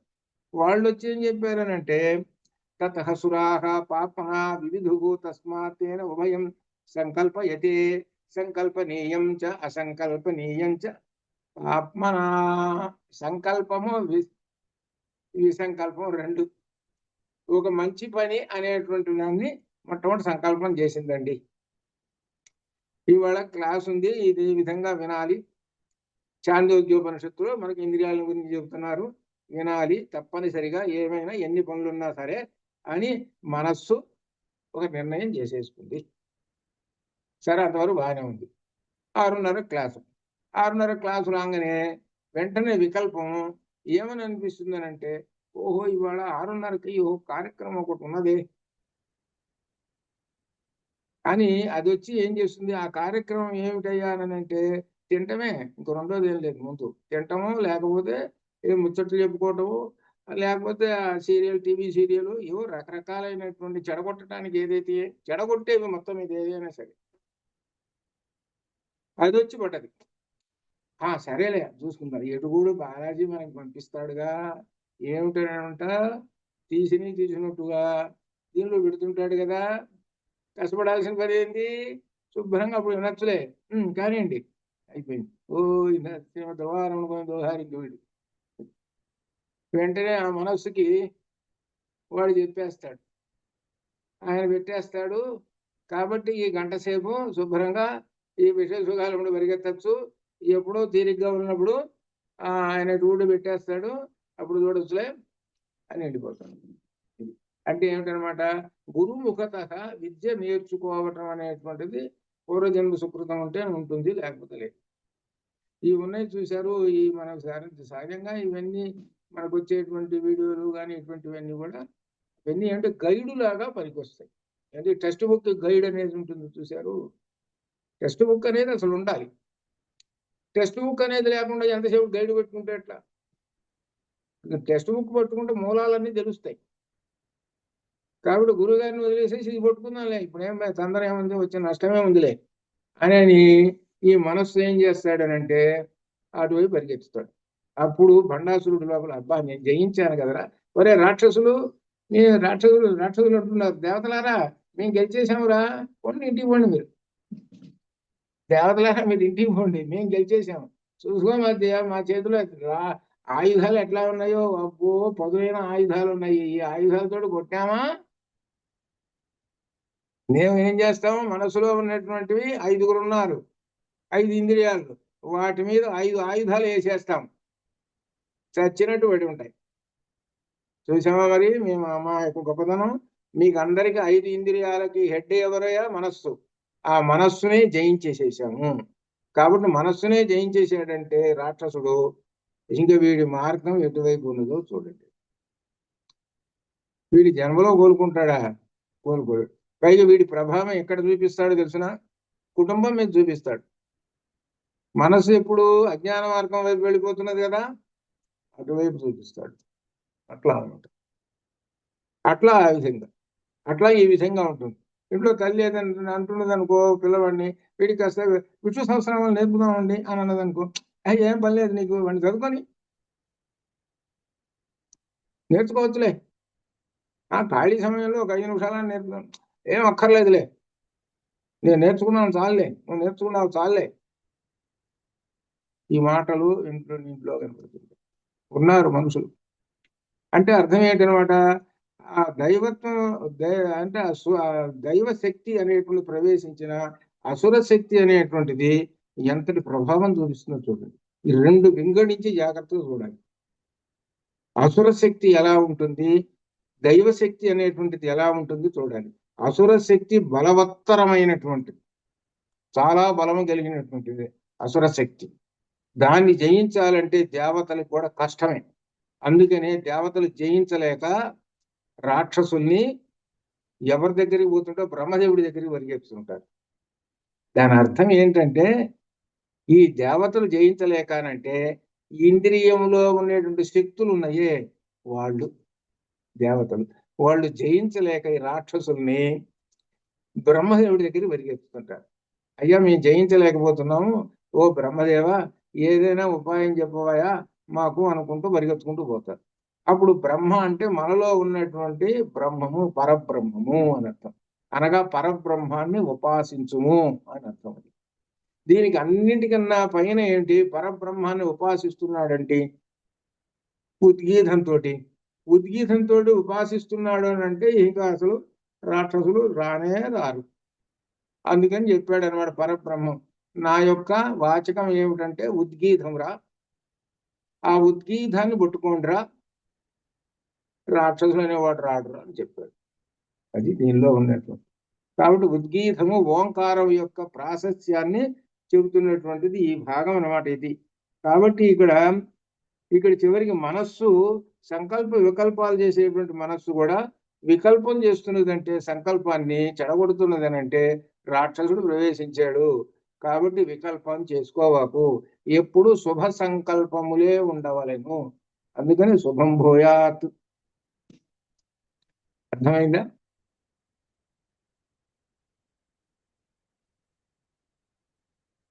ఏమిటంటే ఎవరన్నా ఏమన్నా చెప్పారనుకోండి, ఏమిటంటే శుభం భయాత్ అంటుంటాను. అంటే అర్థమైందా?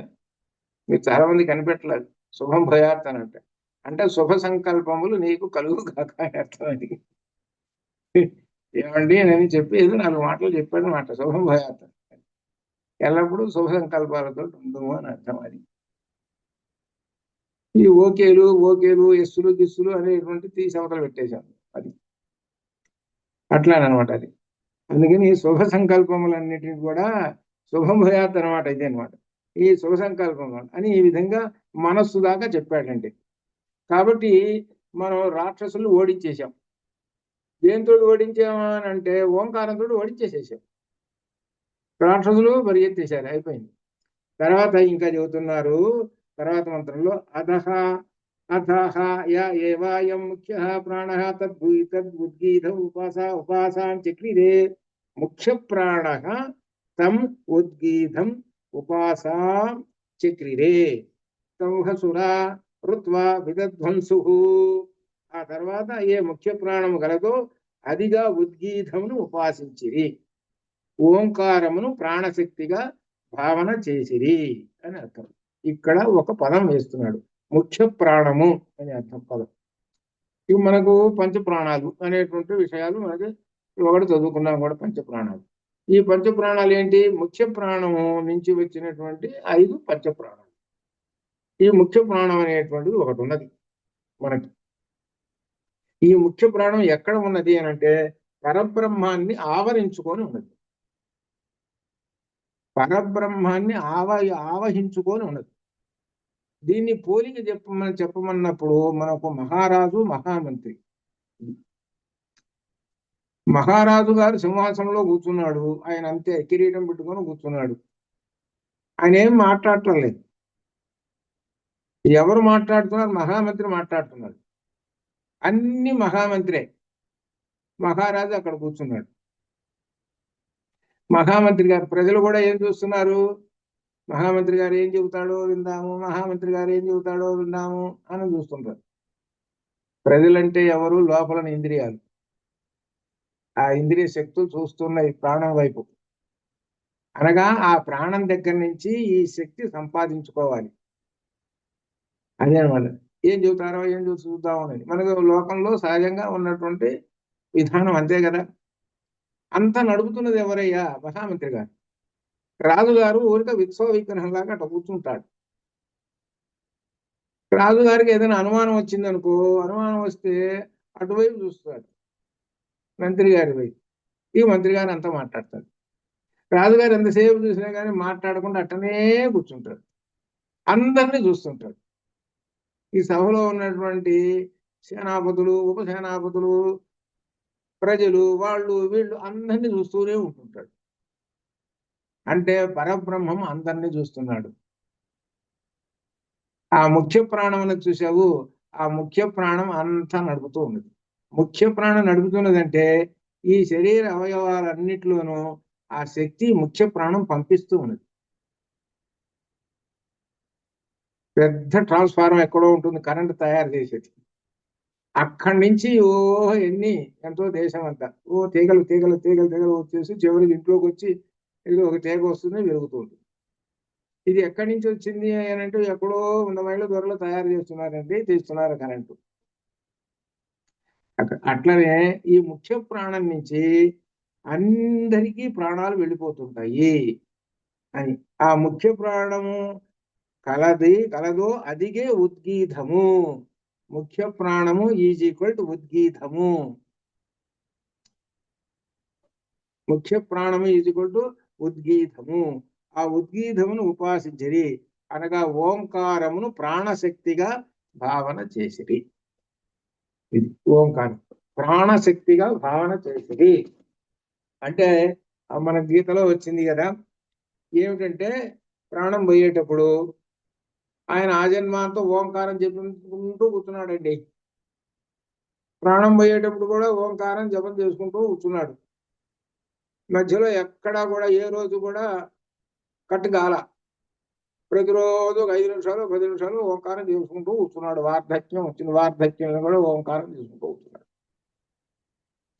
అటువంటి ఆయన, ఓంకారం జపం చేసేటువంటి ఆయన ఎక్కడికి పోతాడు అని ప్రశ్నిస్తాడు గీతలో. ఎక్కడికి పోతాడు అని ప్రశ్నిస్తే దానికి సమాధానం పరమపదము. కాబట్టి అంత విశేషం ఆ ప్రాణము, ఓంకారం అనేటువంటి ప్రాణశక్తి దేనిలో పోయి లీనమవుతుంది అంటే పరబ్రహ్మంలో పోయి లీనమైపోతుంది అని చెప్తాడు. ఇది మన గీతలో వచ్చినటువంటిది అనమాట. అట్లా అనమాట ఇది. అందుకని ఆ ఓంకారము ఈజ్ ఈక్వల్ టు ఇక్కడ ప్రాణశక్తి, ముఖ్య ప్రాణము అని చెబుతున్నారు. కాబట్టి ఇదే మనకు ఓంకారోపాసన. ఓంకారోపాసన చేస్తున్నామనంటే ప్రాణోపాసన చేస్తున్నాము అనేటువంటి భావం అది. అందుకని రోజు ఓంకారము పిల్లలకి ముందు నేర్పాలి. పిల్లలకి మొట్టమొదటి వాడు వెంటనే కూర్చోడు. వాడు కొద్దిగా ఒక 2 నిమిషాలు ముందు 2 నిమిషాలు పెట్టాలి వాడికి, అంతే. 2 నిమిషాల్లో ఒక 2, 3 సార్లు 4 సార్లు చేస్తాడు. ఆ చాలు, ఈ ఓంకారం చేసావు కాబట్టి అందరినీ నమస్కారం చేసావు. దేవతలందరికీ వాడు చెప్పాలి, దేవతలకు అందరికీ నమస్కారం చేసావురా ఓంకారం చేయిపోయావంటే అని వాడి చేత ఓంకారం చేయించే అలవాటు చేసుకున్నాం అనుకో, అప్పటి నుంచి వాడు ఏమవుతాడంటే వయస్సు పెరిగే కొద్ది ఆ ఓంకారం ఏం చేస్తుందంటే తీసుకుపోతూ ఉంటుంది, రకరకాల ప్లేసులు చూపిస్తుంటుంది. ఏమిటంటే ప్లేసులు దైవ శక్తుల్ని చూపిస్తూ ఉంటుంది. నా దైవ శక్తి ఇదిరా, నా దైవ శక్తి ఇదిరా, నా దైవ శక్తి చూసుకో. రామాయణంలో ఎట్లా ఉందో, భాగవతంలో ఎట్లా ఉందో చూడు, భగవద్గీతలో ఎట్లా ఉందో చూడు. అది అలా నెమ్మదిగా దారికి తీసుకొని పోయి వాడిని వివేకానందుని చేస్తుంది. ఇక్కడ వివేకానందుడు అంటే మనిషి వివేకానంద స్వామి కాదు ఇక్కడ అర్థం. ఇక్కడ అర్థం ఏంటంటే జ్ఞాన స్వరూపుడు అని అర్థం. అది అలా చేస్తుంది. అందుకని మొట్టమొదట వీడిని మంచి దారిలో పెట్టాలి అనుకుంటే ఓంకార జపం అనేది ఉండాలి. ఏమంటే ఓంకార జపం చేసుకుంటూ కూర్చున్నాడు, కాదు 2-3 నిమిషాలు అంత అయిపోయింది. మరి చదువు అండి, చదువు ఎటు కూడా ఉంటుంది. ఆ చదువు అనేటువంటి దేనికి? భౌతికమైనటువంటి, భౌతికంగా జీవించాలి కదా మనిషి. మనం భౌతికంగా జీవించాలంటే ఏదో సర్టిఫికెట్ ఉండాలి కదా. కాబట్టి సర్టిఫికెట్ ఆ చదువు ఉండాలి. ఈ టెక్నాలజీ సంబంధించింది ఏదైనా కనుక వస్తేనే కదా ఉద్యోగం వచ్చేది, లేకపోతే ఎందుకు వస్తుంది? నేను ఎంతసేపు వేదాలు చదువుకున్నానండి, నాకు ఉద్యోగం ఇవ్వండి అని మీ కంప్యూటర్ ఆఫీసుకు పోయినాం అనుకో, బొట్లు పెట్టుకొని కంప్యూటర్ ఆఫీసుకు పోయి నాకు 4 వేదాలు వచ్చండి, నాకు ఉద్యోగం ఇవ్వండి అని పోయినాం అనుకో, అయ్యా నువ్వు ఏ టెక్కు చదివావు అని అంటారు. నాకు టెక్కులు అసలు తెలియదండి, 4 వేదాలు అప్పచెప్పుకుంటే చెబుతానండి అని అంటారు. అయ్యా నువ్వు ఇక్కడ నా పనికిరావయ్యా, నాకు టెక్కు ఉన్నవాడు రావాలి, టెక్కు ఉన్న వాడికి ఇస్తానండి ఉద్యోగం, నెలవారీ 1వ తారీఖు జీతం వస్తుంది. ఓహో అట్లా ఇక్కడ పనికిరాను అనమాట నేను. అంటే ఏమిటనమాట, మరి ఇక లోకాల్లో బ్రతకటానికి ఈ అకాడమిక్ అనేటువంటిది నేర్చుకోవాల్సిందే, తప్పదు. దాని వెంట వచ్చేటువంటిది ఏమిటి? ఆధ్యాత్మికమైనటువంటి బాహ్యము ఆంతరికము 2 ఉంటాయి. అది మనకి బాహ్యము ఉంటుంది, ఆంతరికము 2 ఉంటాయి. రెండింటిని సమతూకంగా చూసుకోవాలి. అది ఈ బాహ్య శరీరం పెంచాలి, ఈ ప్రాణం నిలబడాలి అని అంటే ఈ లౌకిక విద్య, దీన్ని ఏమంటారు? ఈ లౌకిక విద్యలు అనేటువంటి వాటిని పట్టుకోవాలి, తప్పదు. అంటే ఎవరైనా సరే పట్టుకోవాల్సిన లౌకిక విద్యను. అలౌకిక విద్య అనేటువంటిది జ్ఞానం. అలౌకిక విద్య వల్ల ఏమవుతుందని అంటే నీవు మానవుడుగా మనీషిగా జీవిస్తావు.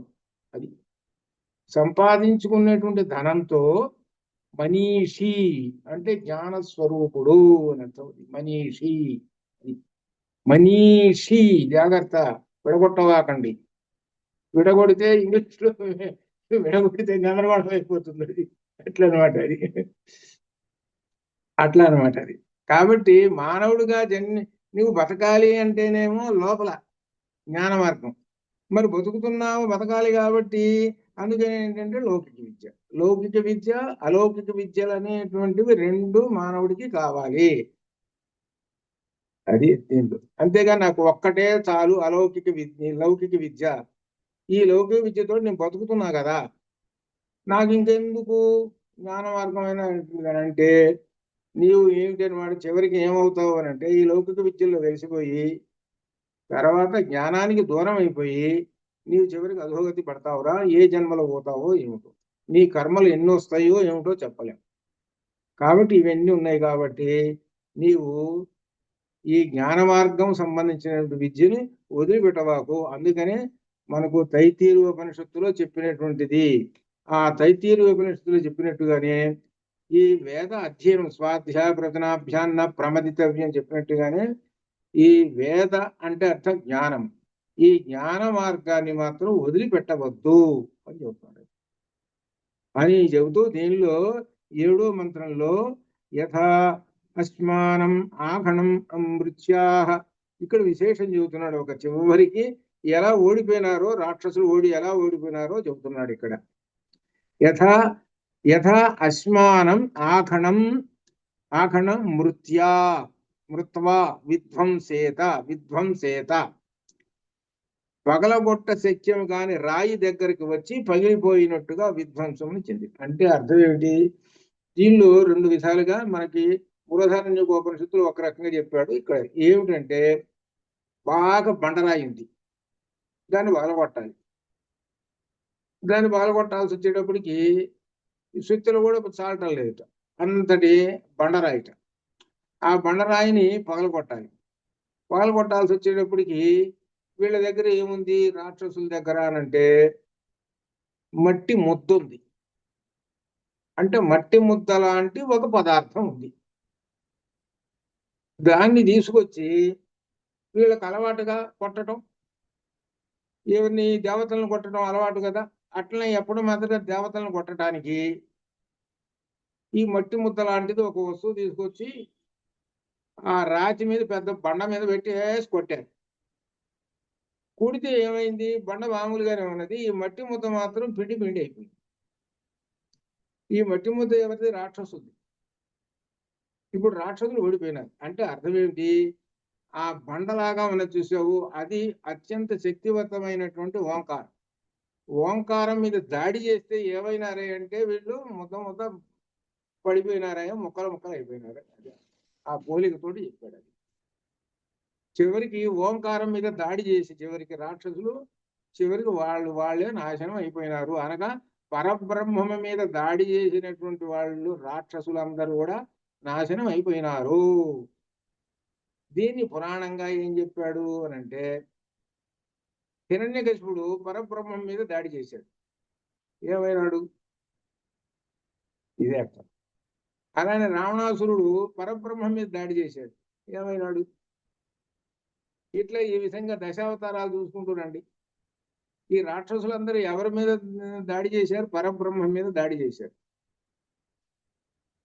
మనకేది పురాణ పద్ధతి ప్రకారంగా. మనకి ఉపనిషత్తు ప్రకారంగా ఏంటి? ఓంకారం మీద వీళ్ళు దాడి చేశారు. ఓంకారం మీద దాడి చేస్తే ఏమైనారు? వీళ్ళందరూ కూడా ముక్కలు ముక్కలు అయిపోయినారు. అనగా అసుర శక్తి అనేటువంటిది ఏమాత్రం లేదు. చివరికి వీడి శరీరంలో ఓంకారం అనేటువంటి బ్రహ్మము నిష్ఠితమై ఉన్నది. ఆ నిష్ఠితమైనటువంటి ఓంకారము పెద్ద రాయి వలె గట్టిగా పగలగొట్టడానికి వీలు లేకుండా ఎవరికి? రాక్షసులకు. అది అర్థం. అలా ఉన్నది ఈ ఓంకారం యొక్క శక్తి అని దీనిలో చెబుతున్నాడు అనమాట. ఇక్కడ ఏంటంటే చివరికి రాక్షసులు విసిరేశారట. ఆ ఓంకారం మీద విసిరేస్తే ఆ మట్టి బిడ్డ శుభ్రంగా మట్టి ముక్కలు ముక్కలైపోయింది అని చెబుతూ రాక్షసులు ఓడిపోయినారు, దేవతలు గెలిచారు అని చెబుతున్నారు. అనగా అర్థమైన మనలో ఉన్నటువంటి జ్ఞానేంద్రియాలు గెలిచాయి. ఆ జ్ఞానేంద్రియాలు తెలుసుకున్నాయి. మనకు జ్ఞానం ఇచ్చేటువంటి శక్తి ఎవరంటే ఇంకా పైన ఉన్నాడు మన పైన. ఆయన ఎవరు? చైతన్యాధిష్ఠిత పరబ్రహ్మము ఉన్నాడు అని తెలుసుకున్నాయి అన్నమాట అన్ని జ్ఞానేంద్రియాలు. అలా తెలుసుకొని నడుస్తున్నాయి. ఏం యథా అస్మానమాఖణం మృత్వా విధ్వంసత ఏమోహ ఇవ నా విధ్వంసతే. ఏ విధంగా అయితే పగలగొట్ట సత్యంగాని రాయిని చేరి పగిలిపోవును, అదే విధంగా అట్టివాడు నాశనము చెందును. ఓంకారము గట్టిగా పగలగొట్టడానికి వీలైనటువంటిది, దృఢతరమైనటువంటిది. దాన్ని ఎవరు పగలగొట్టలేరు. అనగా ఏంటి? పరబ్రహ్మం. పరబ్రహ్మాన్ని తాకారో ముక్కలు ముక్కలైపోతారు. అది అర్థం. అదే మనకు ఈ విషయాన్ని మనకు కథా రూపంలో పురాణాల పద్ధతిలో చెప్పుకుంటూ వచ్చారు. అందుకనే రామచంద్రమూర్తి బాణం వేశాడా? అసలు ఆయన బాణం తీశాడా? రామాయణంలో చెప్తాడు. బాణం అనేది పట్టుకొని అంబుల పదిలో నుంచి తీశాడా? వాడు చచ్చిపోయినట్టే, రాక్షసుడు. అంటే అర్థం ఏమిటి?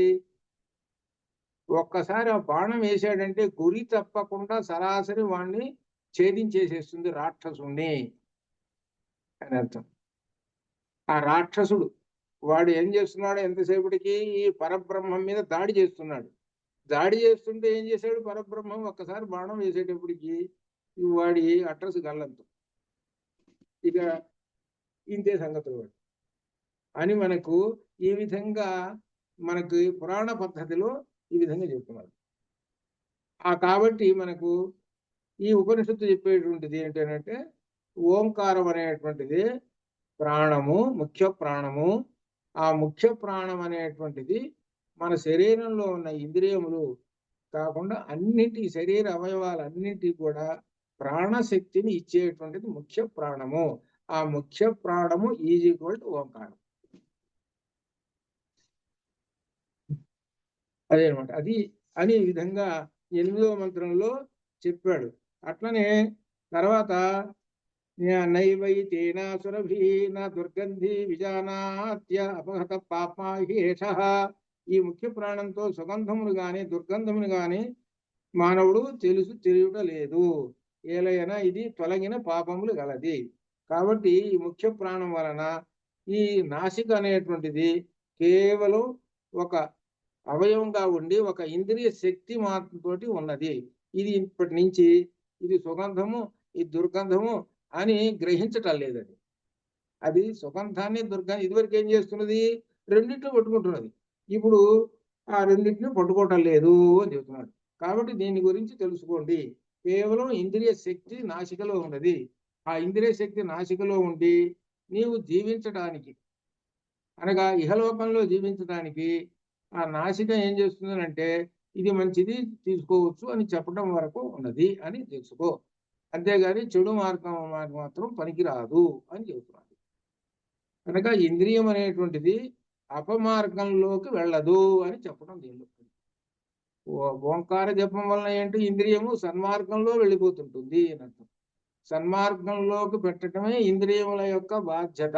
అది రెండో మార్గం అనేటువంటి వాటికి అనవసరం. అది ఈ సంగతి తెలుసుకోండి అని చెబుతూ, లేకుండేట్లయితే నీకు ఆ రాక్షసులు ప్రవేశిస్తారు. రాక్షసులు ప్రవేశించడం వల్ల దుర్గంధాన్ని కూడా పట్టుకుంటావు. అది దుర్గంధం అని అంటే విశేషగాలకు సంబంధించినటువంటివి అనేటువంటిది చెప్పి అట్లా అన్నిటికీ 5ంటికి అని అర్థం అనమాట. దీనిలో అడా అనమాట. దీనిలో గీతలో 8, 10 ప్రయాణ కాలంలో ఏమి ఉచ్చరిస్తే జైలు వెళతారు ఇందాక కూడా చెప్పాం. ప్రయాణ కాలం 8, 10 ప్రయాణ కాలంలో ఉచ్చరించటం, ఓంకారం ఉచ్చరించటము. రోజు ఉచ్చరించటం లేదే, పోనీ కనీసం ప్రయాణ కాలంలో వార్ధక్యం వచ్చింది అప్పుడన్నా ఉచ్చరించడం అలవాటు చేసుకోవయా. అది ఉచ్చరించడం అలవాటు చేసుకో అని చెబుతున్నాడు. అట్లా 8, 13 అక్కడే ఉన్నది అని ఓంకారమును స్మరించటము. ఇక్కడ ఓంకారం గురించి గీతలో 8, 10లో చెప్పాడు. ఈ శ్లోకాలను ఇక్కడ అనుసంధానం చేసుకుంటే మరింత దీనికి బలం వస్తుంది అనమాట. అది 8, 10 వాటిని గుర్తు పెట్టుకుంటే సరే అనమాట. పెన్సిల్ తోటి ఎక్కడన్నా గుర్తు పెట్టుకుంటే ఆ పుస్తకంలో సరిపోతుంది. పెన్సిల్ వాడుకోవడం గుర్తు పెట్టుకుంటే సరే. ఆ పెన్సిల్ పక్కన పెట్టుకొని ఆ మంత్రం దగ్గర అక్కడ గీతలో ఎన్నో నెంబరు అనేటువంటిది మరలా చదువుకునేటప్పుడు అది రిఫర్ చేసుకోవచ్చు అట్లా అనమాట. ఏతవు ఏవాంతత అనిత్య ఉత్వాత్తు ఉత్క్రామతి వ్యాగాత్ అనగా వెళ్ళేటప్పుడు వీడు నోరు తెరిచి ఉంటాడు. అంటే ఏమిటి అర్థం ఏమిటంటే అంతకు ముందు అంతమునందు అంటే వెళ్ళిపోతున్నాడు. దీనినే పొందలేక ఇంద్రియ సమూహం అనమాట పైకి నిష్క్రమించును, పైకి వెళ్ళిపోతూ ఉన్నాడు. ఎవరు? ఈ మానవుడు. అంతమునందు చివరిలో నోరు వెళ్ళబెడతాడు. ఇక్కడ దాని అర్థం ఏమిటి అంటే ముఖ్య ప్రాణము అనగా ముఖ్య ప్రాణమునకు మనుగడనిచ్చే అన్నపానములను అనే అర్థము. అన్నపానం, అన్నం తింటున్నావు, మంచినీళ్ళు ఆ పక్కన చూడండి. అన్నం తినేటప్పుడు మంచినీళ్ళు పెట్టుకుంటాం. అన్నము పానము రెండు, ఈ రెండు ఉంటే దేనికోసం ఈ రెండు ముఖ్య ప్రాణాన్ని నిలబెట్టాలి. అందుకనే గీత మనకు దీనిలో తైత్తీర్యంలో అన్నం బ్రహ్మేతి వచనాత్ అన్నాదేవ కల్పిమాని భూతాన్ని జాయంతి అన్నేన జాతాన్ని జీవంతి అని చెప్పింది. అన్నం అనేటువంటిది ప్రాణాన్ని నిలుపుతూ ఉంటుంటుంది. అన్నం బ్రహ్మేతి కాబట్టి అన్నాన్ని బ్రహ్మస్వరూపము అన్నారు. ఆ తర్వాత అన్నం తినంగానే ప్రాణం నిలబడ్డదండి. వీళ్ళు ప్రాణం నిలబడ్డది కాబట్టి అప్పుడు ప్రాణో బ్రహ్మేతి విజనాతు, అప్పుడు ప్రాణమే బ్రహ్మము అన్నాడు. ప్రాణం నిలబడ్డదండి.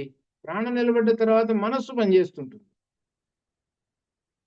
మనసు మళ్ళీ మనోబ్రహ్మేది విజనాత్ అన్నాడు. ఇప్పుడు మనస్సు పనిచేసేటప్పటికల్లా తెలివితేటలు వస్తున్నాయి అన్నిటి జ్ఞానం. అప్పుడు విజ్ఞానం బ్రహ్మేది విజనాత్ అన్నాడు. జ్ఞానం పట్టుకున్నాడు. ఈ జ్ఞానం పట్టుకుండేటప్పటికి అప్పుడు ఏమొచ్చింది? చివరికి ఆనందం వచ్చింది. ఆనందో బ్రహ్మేది విజనాత్. చివరికి ఆనందం పొందాలి అనంటే, అనగా బ్రహ్మానందం పొందాలి అనంటే ఎక్కడి నుంచి మెట్లున్నాయో చూడండి. అన్నం బ్రహ్మేది వ్యజనాథ్ దగ్గర నుంచి మెట్లున్నాయి వరుసగా. కాబట్టి అన్నం తింటేనే కదా వీడి ప్రాణం నిలబడేది. కాబట్టి అన్నం బ్రహ్మస్వరూపము. కాబట్టి నాలో ప్రాణం నిలబడాలి అని అంటే అన్నం తినాల్సిందే, తప్పదు. ఉపవాసాలు ఉంటుంటారు కార్తీకం వచ్చేటప్పటికి. పాపం ఒక ఆమె, మేము కాశీ వెళ్ళినప్పుడు ఒక గదిలో ఉన్నప్పుడు ఒక ఆమె చెప్తున్నది, ఏమంటే కార్తీక మాసంలో నేను మాసం అంతా ఉపవాసాలు ఉన్నానండి. ఉపవాసాలు ఉన్న తర్వాత అండి అయిపోయిన తర్వాత హాస్పిటల్లో చేరానండి అని. హాస్పిటల్లో చేరి ఒక 15-20 రోజులు ఉన్నానండి. 1,00,000 రూపాయలు వదిలియండి అని. మరి ఉపవాసం ఉన్నావు కదమ్మా, మరి అట్టయితే మరి హాస్పిటల్లో ఎందుకు పడ్డాడంటే మరి తినలేదు కదా, తినబడి రోగం వచ్చింది. అంటే అర్థం ఏంటి? ఉపవాసం అనేటువంటి దానికి అర్థం తెలియదు ఒకటి. ఉపవాసం అనే దానికి అర్థము తెలియదు ఒకటి. ఏమి తెలుసయ్యా అంటే వాళ్ళకి అన్నం తినకూడదు, ఇంత దగ్గర ఉండదు. అన్నం తినకూడదు, అది అన్నం తినకుండా ఉంటే ఉపవాసం ఉన్నట్టే లెక్క అనేటువంటి భావన చాలా మందిలో ఉంది. అందుకని గురువులు లేరుగా. ఏది ఒకళ్ళని చూసి ఒకళ్ళు కార్తీక మాసం వచ్చింది అనుకోని ఇవాళ ఉపవాసం అంటాను కూడా ఏమంటారు? ఉపవాసం అనే మాట రాదు వాళ్ళకి. ఆ మాట కూడా తెలియదు. ఉపవాసం షో, ఈ షో చేయటం అనమాట. అంతా ఓ షోయే, అంత షో వరకు. ఉపోషం, దీన్ని ఇవాళ ఉపోషం అది అనమాట. ఈ విధంగా మాటలు చెప్పుకుంటారు. పాపం తెలియదు, ఏం చేస్తాం. అంటే ఏమిటంటే దీని అంతటి ఏమిటంటే గురువు లేడు కాబట్టి వాళ్ళకి అంతే, అట్లా అనమాట. చివరికి ఏంటి? ఆరోగ్యం జడగొట్టుకోవటం. ఉపవాసం ఈజీ కూడా ఆరోగ్యం జడగొట్టుకోవటం. అది ఏమిటో, ఎట్లా ఉండాలో, ఏం చేయాలనో దానికి సంబంధించిన విధి విధానాలు అవన్నీ గురువుని అడిగి తెలుసు. అట్లా చెయ్యమని అని చెప్పారు గురువుని అడిగి చెప్పారు. నీ సొంతంగా ఏమిటంటే ఒకళ్ళని చూసి ఒకళ్ళు శతాంత కోపం ప్రవేశించి ఓ గుడ్డువాడు పోయి దూకాడు, వాడు వెనక వీడు పట్టుకున్నాడు, వాడు చొక్కా వీడి చొక్కా వాడు పట్టుకుని మొత్తం పోయి గుడ్డివాళ్ళు అందరూ పోయి ఆ గొద్దులు పడ్డారు చివరికి. అది శతాంత కోపం ప్రవేశించి. అందుకని భాగవతంలో కూడా చెప్పాడు, కానని వాని నూతగని కానని భంగి అని చెప్పాడు భాగవతంలో కూడా. ఓ గుడ్డోడు దూకాడంటే అందరు గుడ్డోళ్ళు దూకుతారు, అంటే వాడు అజ్ఞాని. ఆ అజ్ఞాని అమ్మటి ఈ అజ్ఞానులందరూ చేరుతుంటారు. జ్ఞాని వంట అజ్ఞాని చేరితే అప్పుడు జ్ఞాని యొక్క తేజస్సు వీడిలో పడి అజ్ఞానం అనేది పోయి వీడు కూడా జ్ఞానం. అది లేదు, ఇది అట్లా అట్లా ఉంటుంటారు జనము. ఇలా ఉంటుంది. కాబట్టి మీరు నేర్చుకుంటున్నారు కాబట్టి, మీరు జ్ఞాన స్వరూపులు కాబట్టి మిమ్మల్ని చూసి ఈ అజ్ఞానులు అనేటువంటి వాళ్ళు జ్ఞానం పొందాలి. అది అప్పుడు మీ యొక్క జ్ఞానం ఏదైతే సంపాదించారో దానికి విలువ వస్తుంది.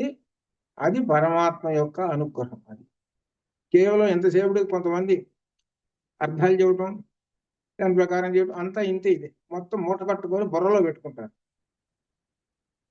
మూటలు కట్టుకొని బుర్రలో పెట్టుకుంటారు అంతే. తన ఏందో, తన గొడవ ఏందో, తన ప్రపంచం ఏందో ఇది రెండో తెలియదు, కానీ మూట విప్పరు. అటువంటి వాళ్ళు బ్రహ్మరక్షసులై పుడతారు. దానికి ఒకసారి కథ, కాళిదాసు గారి కథ కూడా చెప్పాను.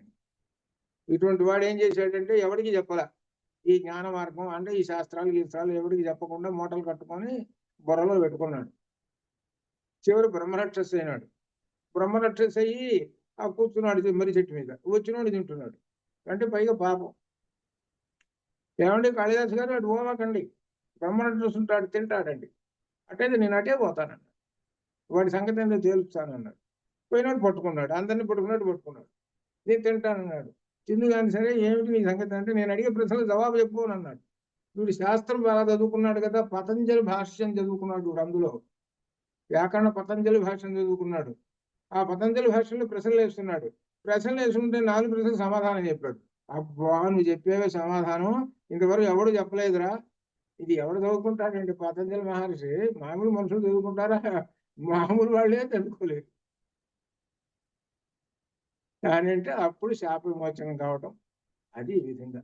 అంటే ఏం చెబుతున్నారు అని అంటే అర్థం, ఇంతటి మహాజ్ఞానం మనం సంపాదించుకున్నాము, సంపాదించుకున్నటువంటి జ్ఞాన సంపదని బయటికి పంచి పెట్టేసేయాలి అనమాట. అదే అదే. అందుకని ఏంటంటే సంపాదించుకున్నటువంటి జ్ఞాన సంపదని బయటికి వెళ్ళిపోతూ ఉండాలి. వెళ్ళిపోతుంటుంటే ఇంకొక జీవుడు ఉద్ధరింపబడతాడు. జీవుణ్ణి ఉద్ధరించేదే జ్ఞాన సంపద, అంతేగాని ఈ ధన సంపద కాదు. ఈ ధనాలు ఇవన్నీ లక్షలు కోట్లు ఉద్ధరించవు. అదే అనమాట.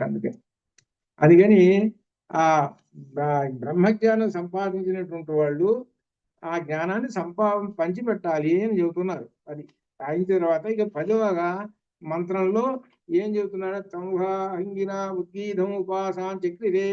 ఇక్కడ ఒక ఉదాహరణ చెబుతున్నారు. 10వ మంత్రంలో ఉపాసించిన మహర్షులను గురించి ఉదాహరణ చెబుతున్నాడు.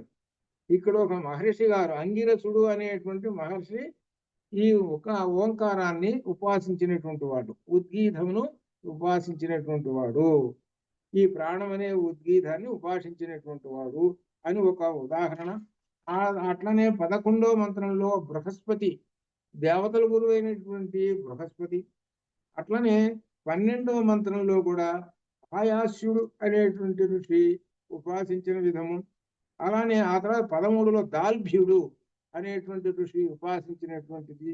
ఇట్లా ఈ విధంగా ఆ ఋషులు ఉపాసించి వాళ్ళు ఆ ఉద్గీతాన్ని ఉపాసించి చాలా గొప్ప బ్రహ్మజ్ఞానం సంపాదించినటువంటి వాళ్ళు, బ్రహ్మ ఋషులు అయినటువంటి వాళ్ళని గురించి చివరిలో 4 మంత్రాలు వచ్చినాయి. ఈ 4 మంత్రాలని ఈసారి మనం చెప్పుకునేటప్పుడు వీటిని కూడా కలుపుకొని ఆ తర్వాత 3వ ఖండము అయినటువంటి ఉద్గీతాన్ని గురించే ఇంకా వస్తూ ఉన్నది. ఉద్గీతం దాన్ని మనం వివరించుకుందాము. అంతవరకు శుభం భయాత్. ఓం పూర్ణమదః పూర్ణమిదం పూర్ణాత్ పూర్ణముదచ్యతే పూర్ణస్య పూర్ణమాదాయ పూర్ణమేవావశిష్యతే. అసుధోమా సత్యమితమధోమా జ్యోతిర్గమయ మృత్యోర్మా అమృతంగమయ. ఓం శాంతి శాంతి శాంతి. శుభం భూయాత్.